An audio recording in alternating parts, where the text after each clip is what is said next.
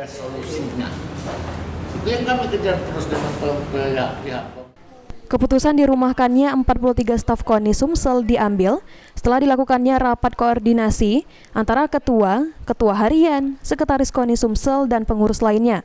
Namun, sebagai bentuk tanggung jawab, KONI Sumsel melakukan pembayaran terhadap seluruh staf KONI Sumsel yang belum gajian selama 3 bulan, terhitung dari Januari hingga Maret 2024, yang totalnya mencapai 321 juta rupiah. Disampaikan oleh Ketua Harian MA Gantada, jika KONI Sumsel tidak bangkrut dan tidak bubar, bahkan seluruh pengurus komitmen untuk terus memajukan olahraga di Sumsel, khususnya guna menghadapi PON Aceh Sumut mendatang.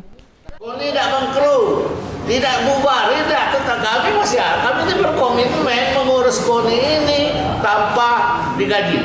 Kami berkomitmen. Program kami jalankan. Kepada seluruh anggota pengurus KONI kayak kami tanya sikok masih siap tak dengan komitmen ini? Hah? Kalau tidak siap lagi dengan komitmen ini, kita cari jalan keluarnya.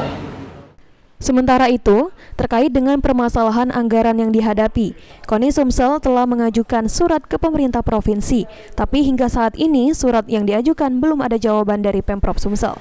Firman Hidayat, PAL TV.